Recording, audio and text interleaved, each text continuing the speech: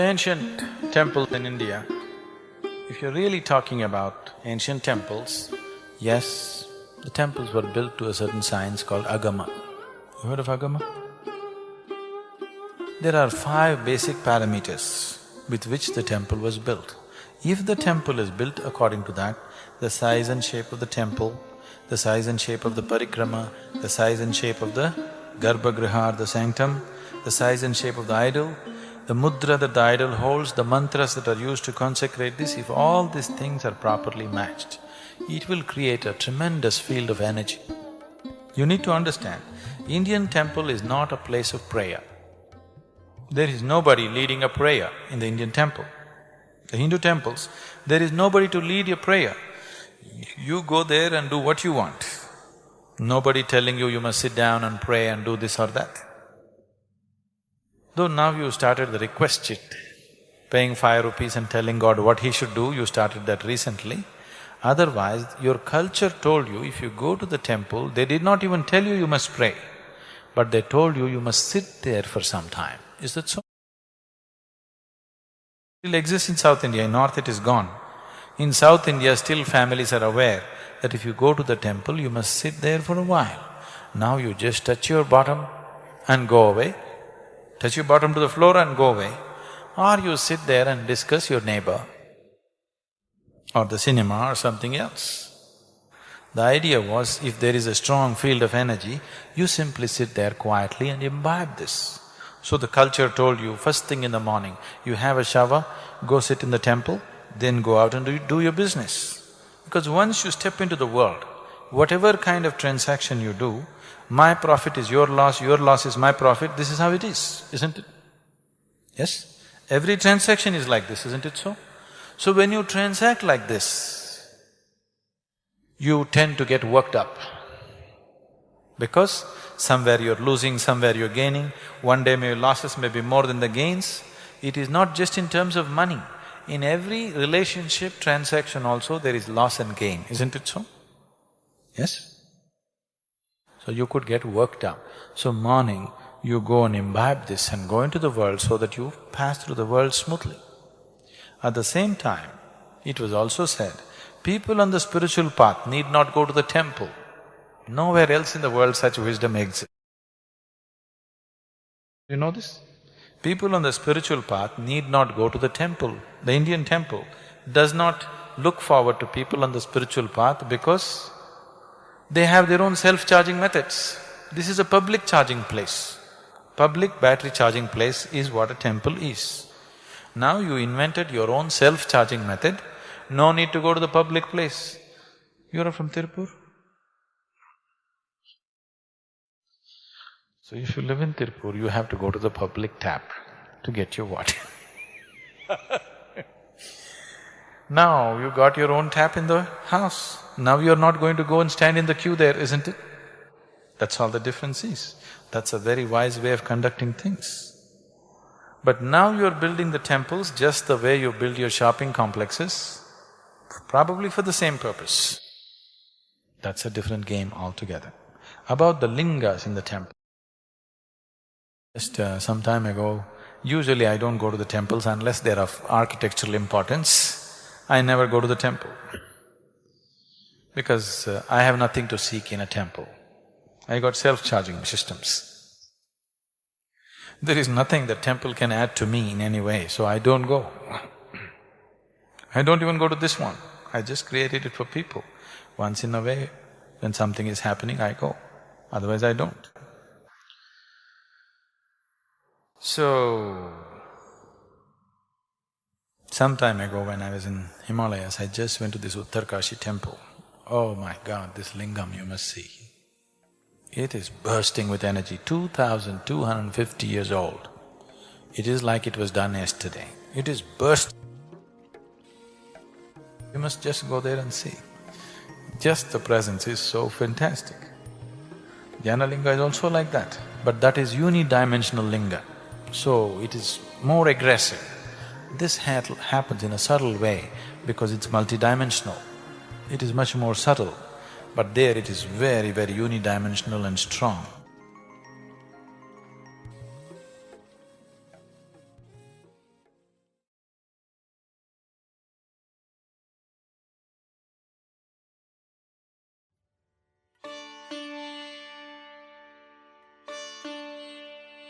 I'm very well, thank you for coming all the way and supporting.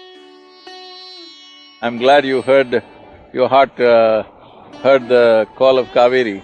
It's our responsibility, I think, to be very here much. and such a wonderful cause that you've initiated, and I think as actors it's all the more our responsibility to support this cause. Everybody should, especially those of you who have the privilege of being able to influence young people. It's very important. Truly.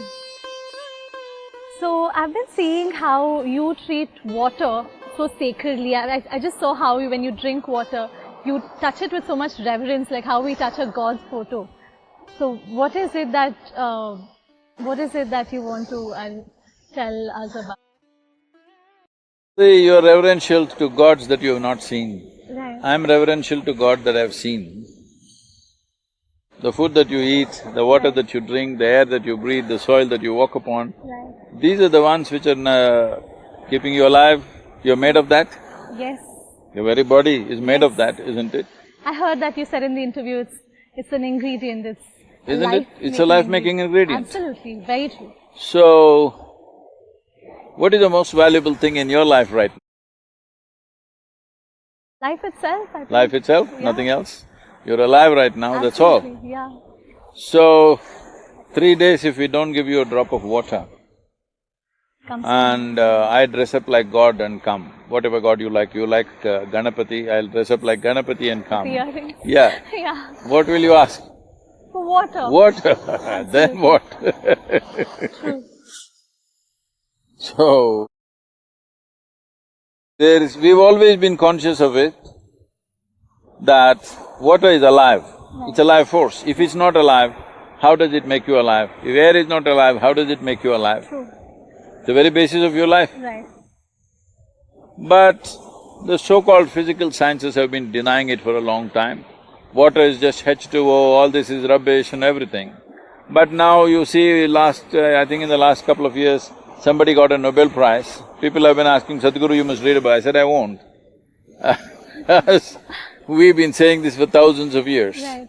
But you went on saying it's rubbish. The moment somebody does something in the laboratory, we lived in the world and we observed certain things. Right. We observed what's happening within ourselves. But somebody observes something in an instrument or a machine, and then they say that this is the reality, and now you give him a Nobel Prize and now you think it's true, the whole world. I don't like that because we have always known this, water is life. And we know water has memory.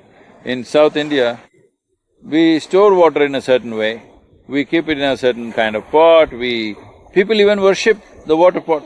I just saw you do that. That is what really, I thought that's something I we mean, need to teach our kids. If you have no reverence for what is source of your life, Right.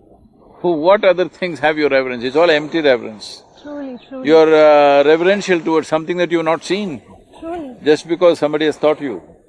No, I am reverential to all those things that matter to me: water, soil, air, food, people, Right. people, Yes. man, woman, child, animal, tree, everything. I am very reverential to all of them because I know this is what is making our life right now.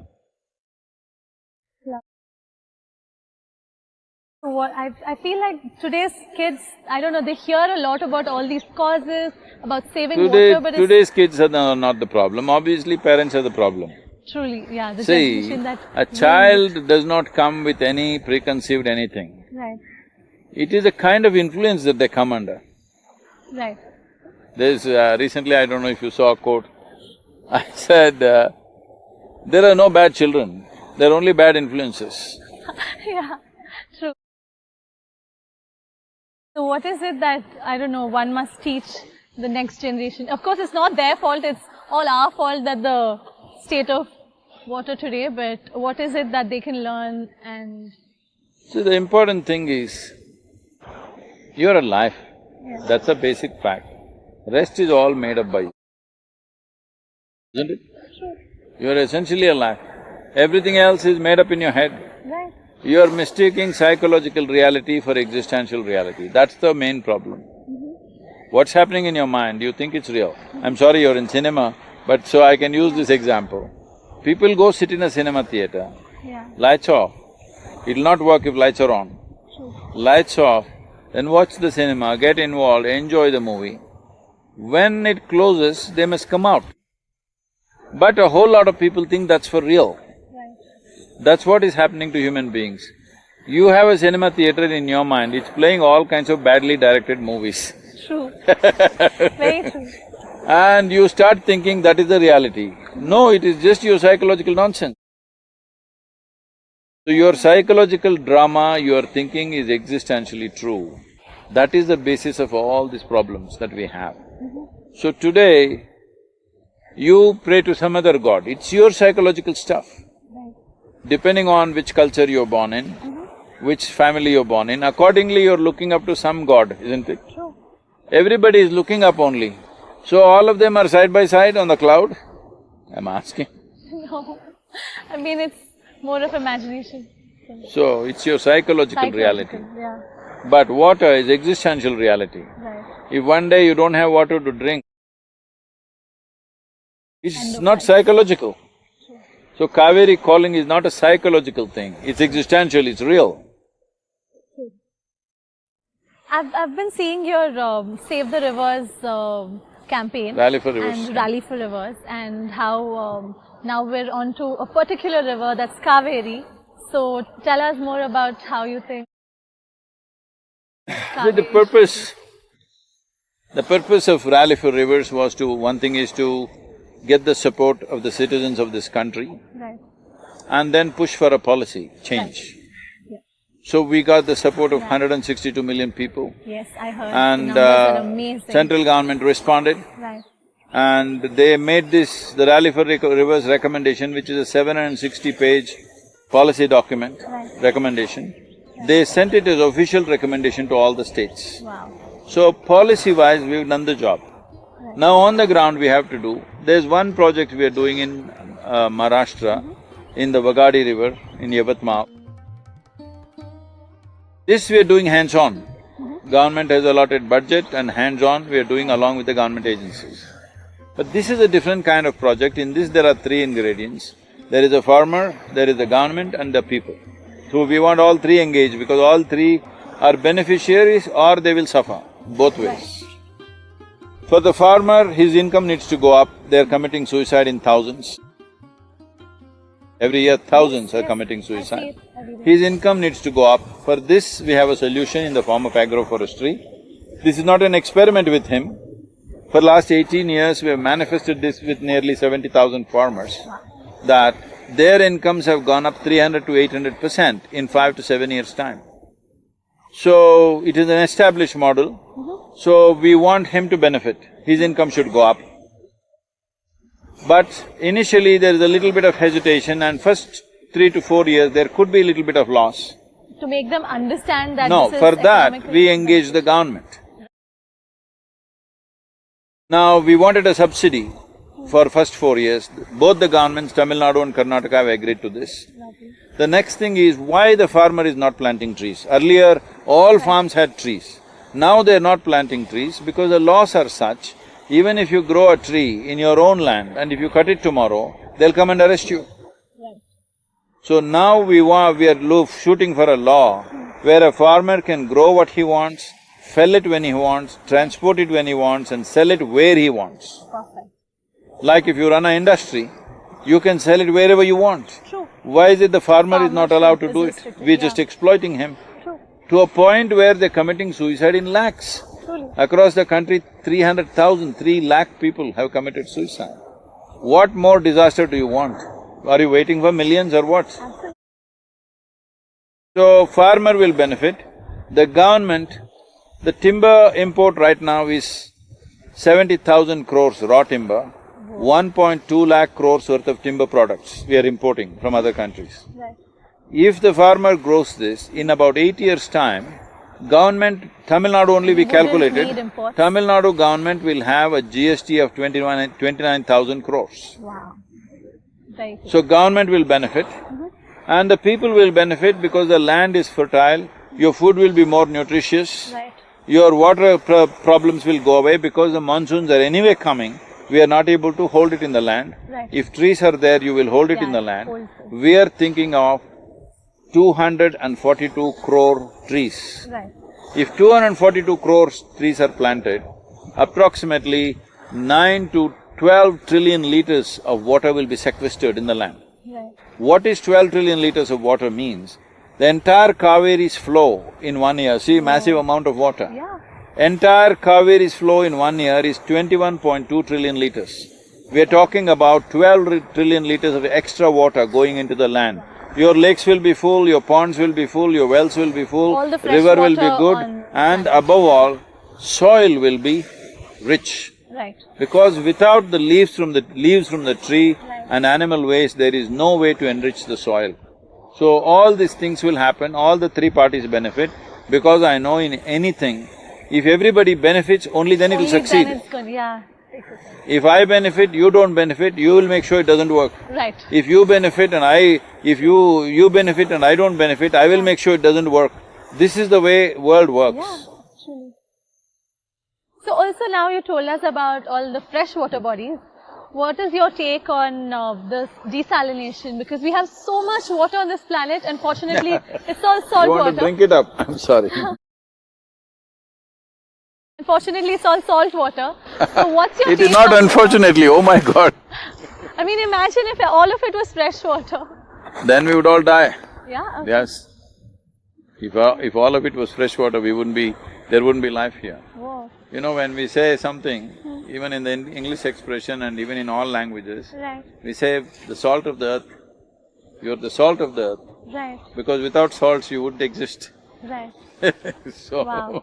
Very insightful, because I didn't think of it this way. now, people, unfortunately, a whole lot of upstarts are talking about this. Right. That why are we letting all the river water into the ocean? We must dam everything and use it. Right. We must understand, you are not the only life on the planet. There are billions of other life. In southern India, this is a little rocky soil. If you go there, take a teaspoonful of soil, there are anywhere between 10,000 to 50,000 species of microbes in 1 teaspoon. In 1 teaspoon, there are more microbes than all the people on the planet. So they also have to live. Yeah.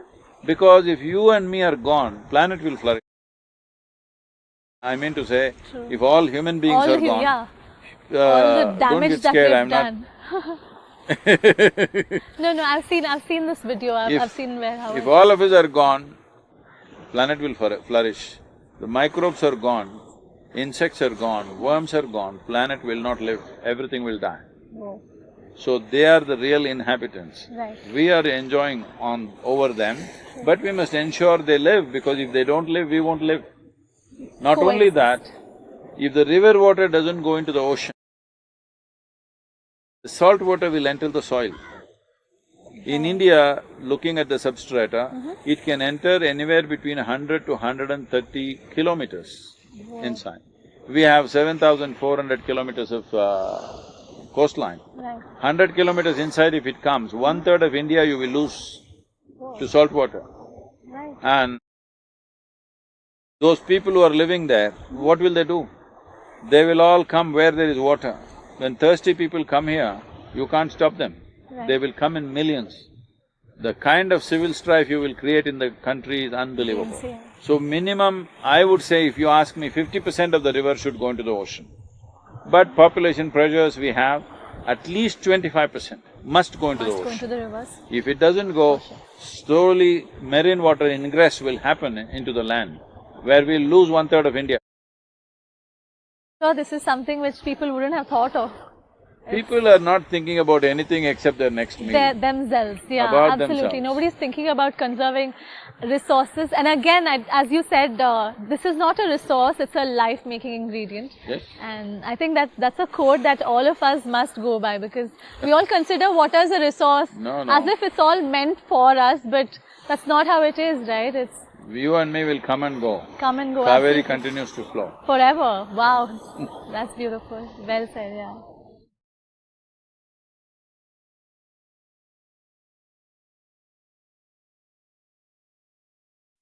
Well, if you made it here, it shows you're ready to change. You're done with running. This kind of attention is rare, it's precious. Drop your city in the comments, and if you'd like, share this with someone who's also thirsty for clarity. Thank you, Big Hug, and see you soon.